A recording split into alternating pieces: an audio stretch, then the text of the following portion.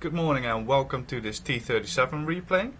It's a replay that got sent to me by KillerYoranTheHedgehog, and he's in his T37 and platooned with Jeffrey Van Driel in his SU-152, and the SU-152 is sporting the 122mm at the moment. And at the start, Yoran is moving up to a really nice light tank location, which is located in F0, and there's a really nice bush there where you can spot enemies and they can't see you basically. And here we see his platoon mate fire in his random direction, luckily missing him. It's never really smart to do that this early in the match, because you might hit and remove some hit points, which is never welcome. And here we spot the first target, which is a T29. But being a good light tank, he doesn't fire yet, because if he fires now he might give away his position, and you never know what other tanks are hiding there. There could be a TD there which he hasn't spotted yet, and that would be very bad news. But their ELC is charging, so time to pull back and put some fire into him. And as you can see, Yoran hasn't got any sixth sense on this crew yet, and a lot of shots are missing, so I guess it was probably one of his first battles in the evening and his aim was a bit rusty, because it won't be that bad later on in the replay. So put one shot in the ELC and then move back onto the hill, see what we can spot.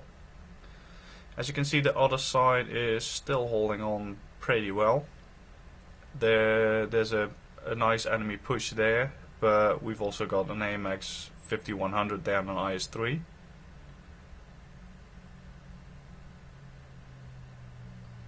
T29 is pulling back again, and Yoran decides to put a shot into him. But he's gone now, and he was firing with premium, so you don't want to be firing premium ammo at invisible targets, because those shells are quite expensive. And now the ELC is killed, and so far nothing has been spotted there, so it's time to move up. Taking care not to fly off the mountain, especially with these light little tanks. They literally fly everywhere if you go too fast. So always be careful. Blind fire in the direction of the arty.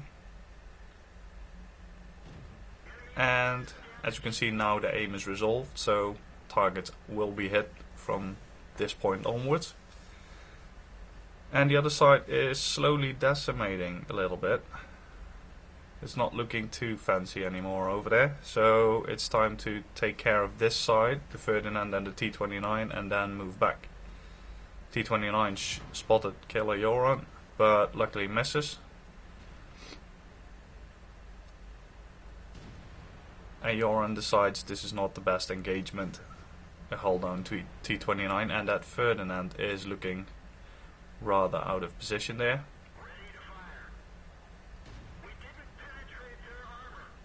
And in these situations, auto aim is really nice, especially when moving. It makes sure that you keep your aim on the target. Personally, I would have fired a shot into the track of the 30 there to prevent him from rotating, but I guess this works as well.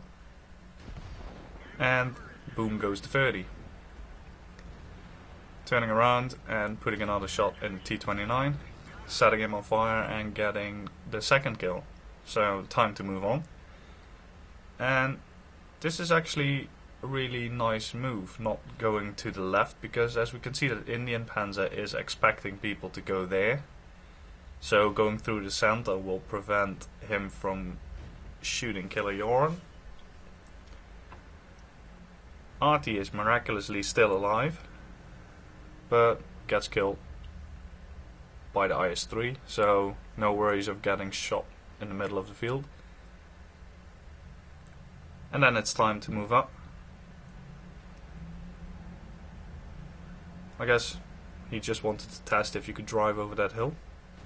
Guess you can. So as you can see, the Tiger 2 is has got a lot of health.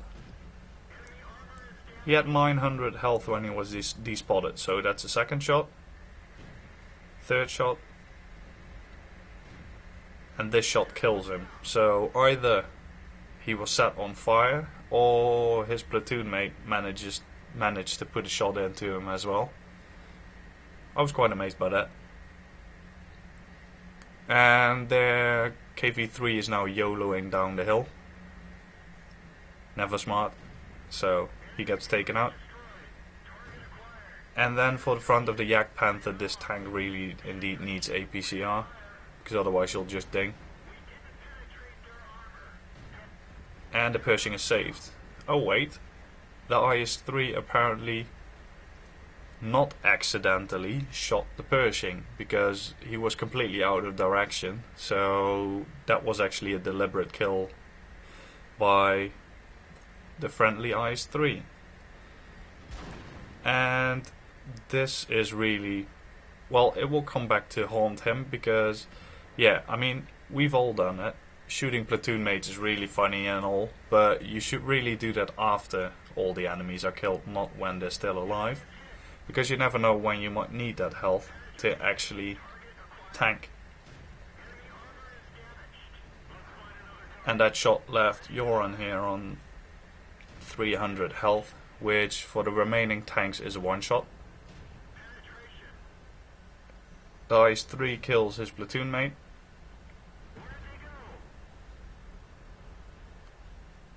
And now is aiming at Yoran, so Yoran sees the threat, pulls back.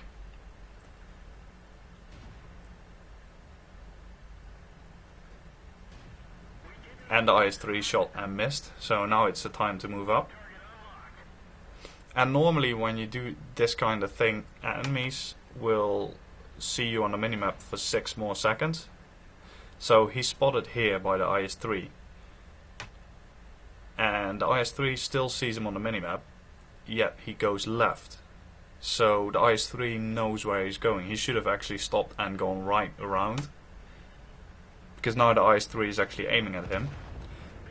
And this is why that shot of his platoon mate is really expensive, because he could have gotten a Topgun here, but he didn't have the health to take that shot anymore, which is a shame. But still, this was an ace tanker match, and a really nice match. Thanks for the replay, mate.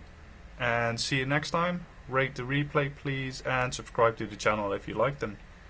See ya!